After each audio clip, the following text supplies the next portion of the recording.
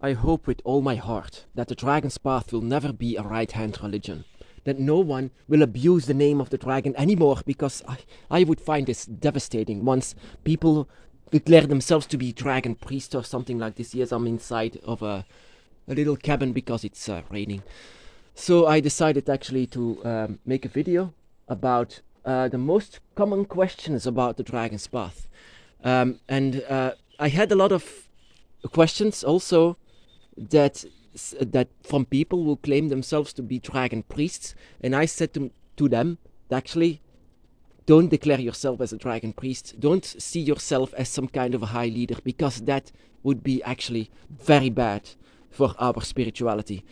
Because all of the people, including myself, when I was 18 years old, including myself, I would listen to this guy who declared themselves to be a dragon priest. But he doesn't know. The thing about the Dragon's Path is because that every single path is different. So you cannot explain to the details where your path is going and where you're heading. Because the Dragon's Path is all individual for our destination. All the destinations are the dragon's realm, or the dragon's the dragon dimension. But here in this world, in this life, we have our own path wherever we go, and our dragon is leading us the way, and this way will be completely different than someone on the other, on someone else. And that is the reason why it is just impossible to be declaring yourself as some kind of a dragon priest, because you don't know the dragon of someone else. You don't know the path of someone else. And it's just, this man was actually very, very angry for me by saying this. That I said, you cannot be a dragon priest. Why not? I have seen the dragon. I've seen the dragon too, but your path is different. Maybe, you shouldn't say this, because you would destroy much more than you would help. And you don't understand this, that actually this is a left-hand spirituality, that this is something individual, that people who find their dragons should listen to their own dragons. So I have 5 common questions that actually come in return, and I want to actually talk about this, just to clear this out. First question that often returns, very much returns, and I understand this question because I would say the same thing, but I came to learn that actually you shouldn't ask this question, actually, because where can I find dragon books? Where can I find books for information about the Dragon's Path? I would say I was asking the same question when I was in the beginning, but I failed to find a book. And in the end, I am actually very glad that I failed to find a book, because the first book, of course, that could help me was actually saying to me the basics of the Dragon's Path. For example, it's a left-hand spirituality where no priests are in, and it's also a grey path. That means that you don't take a decision between dark or light. It is, in fact, something that you choose yourself at that moment. The dragon is choosing whatever seems fit for them. And that is actually a bit of the basics. The Dragon's Path is also the path of the unlikely witch, because they don't search to become a witch, but they search for their dragons. In the process, they become a dragon witch, because they try to use manipulation, also being called as dragon magic. So in fact, with this being said, you don't actually need a book, only, like I said, an empty book where you write down your own experiences and your own wisdom inside of it. Whatever happens to you, whatever you feel, for example, you can use this for later on. And so the second question also that often returns is, who is my dragon god? Who is my dragon god? Well, actually, that is very important to know who your dragon god is. So that depends on the aspects that you have of, for example, who you are. What is your character? For example, people who are fiery, people who are just like a leader, they often are the children of Fafnir, very much fire in their eyes. So very fierce. And then you have the more gentle ones, and surprisingly, this is actually more of Leviathan and Tiamat, even though they can be very gentle, but they can also be very fierce. And those people who have this limit, when the limit is being reached, the dragon teeth are shown. That is more like Leviathan and Tiamat, for example, and also Shenlong and Tialong. That is Shenlong and Tialong are the Asian dragons, and they are they are actually more, like I said, Shenlong, Tialong are actually also more connected to Quetzalcoatl. Quetzalcoatl is the dragon of the air, of the sky and the air, and so they have more like this, also compassion, but also very much leadership. This also the leadership and compassion. Actually, this is more like the combination of Fafnir and Tiamat and Leviathan. This is a combination of all. Quetzalcoatl or Shenlong and Tialong are being said the most wisest of the dragon gods and the most ancient ones. So yeah, it all depends on who you are as well as your element. Your element is also very important to know what kind of element that is behind you. It doesn't mean that your dragon by your side or your dragon god has the same element that you have. Most of the time this depends on balance. What kind of a balance that you create together with your dragon eye. So third question that actually often returns is, do I have a dragon by my side? I can say yes, if you are very interested in dragons, if you have this love for dragons, this comes from somewhere, and this comes from very, very far deep inside of yourself. This is something that you are born with this love and this connection as well. So this connection comes from somewhere. It means that a dragon is trying to reach you. And the closer that the dragon got, the more that your body and your spirit will respond to how closer that they can come. So whenever you feel a dragon, so a lot of people actually don't feel their dragon.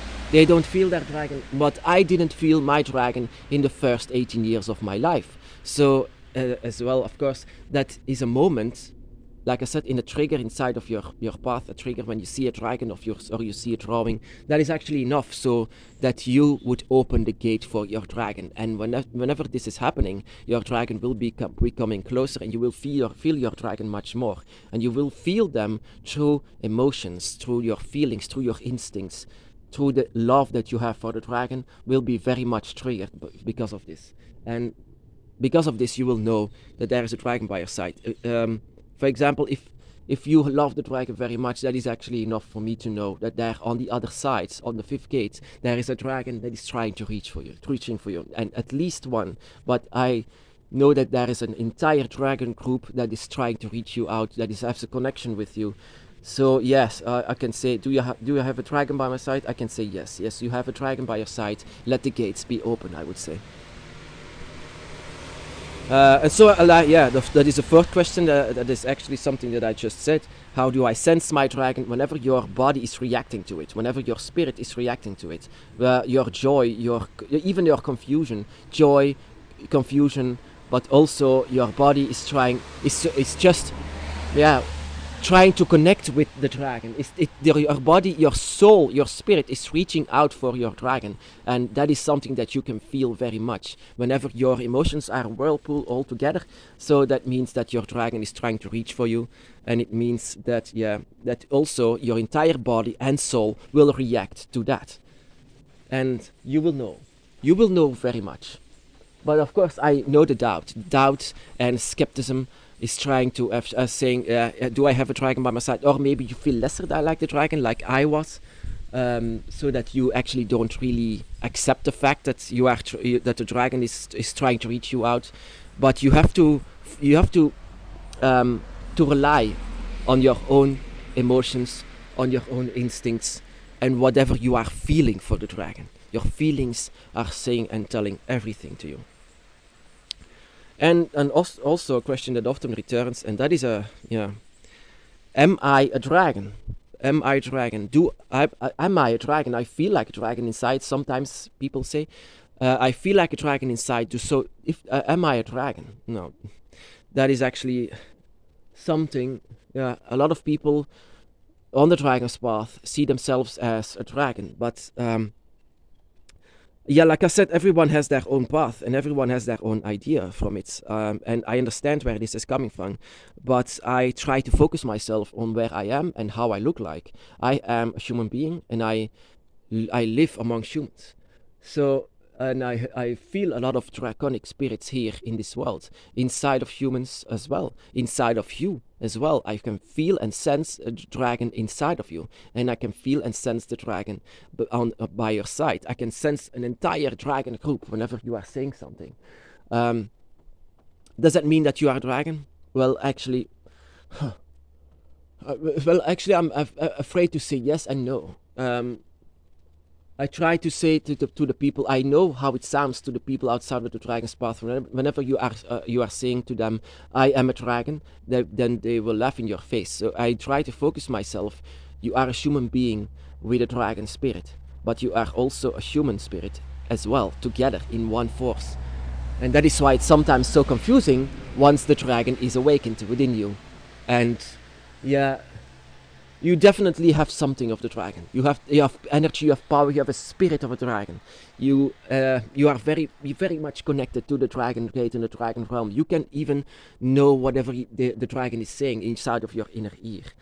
So whenever the dragon is trying to talk to you, you will understand it, because the dragon will even think in draconic language. But you will understand that because of the spirit that lives within. And whenever you are awakened, so the dragon will know whatever the dragon is saying. The dragon within. So are you a dragon? You can call yourself a dragon if you want that. You are close enough to call yourself a dragon. But I, for myself, I will not call myself like this. Whenever I see in the mirror, I can see a human being. Whenever I want to see the dragon, I have to look through the eyes of myself. I can see inside of my eyes a dragon that is looking back, but my face is human, and my spirit as well is both of them, human and dragon. So I'm living among humans as a human, but I'm talking for the dragon because I hear them. And you can say to yourself indeed that you are a dragon, or what is actually the most popular name, the dragonkin, but in fact I just call a dragon spirit that lives within, that you are awakened. You can call yourself a dragon if you want, because you have all the right to do so. But I don't. I will not say this. I will say that I follow the dragon. I follow the dragon because I understand them, and I have had an awakening. And I am a dragon witch. That is what I call myself, a dragon witch. That I try to reach out for the dragon, like the dragon tried to reach out for me, like the dragon is trying to reach out for you. So yeah, 5 common questions that I try to explain a bit. Yeah, I have no choice actually, because it's raining, so I might as well make a video about this. So your dragon gods, whatever book you are, your own book actually, your feelings, your emotions, it's all coming together, of course. So try to search down for your dragon gods. What is your dragon gods? What do you feel actually when I tell to you, when I call this to you, like for example Leviathan, master of the sea, the master of the void, an entire giant sea serpent that is supposed to be your father. What do you feel by this? Or maybe for Tiamat, for my own goddess, that she is your mother, that she is the one that is actually created you, that she is actually by your side, the dragon goddess from Babylonia, the Mother Earth, you can say, that she is in fact your god, your goddess, or your mother, you can say. Because for example, how do you find your dragon gods? Well, most of the time, see it like this. Like for the gods are actually like a parent, like a mom or a dad. And how do you feel when I say this? For example, that Quetzalcoatl or Tialong is actually your dad, or that Tiamat is actually your mom, your creator, and that she loves you very much. What do you feel with this? What are your instincts telling you? That is where you're supposed to go on to.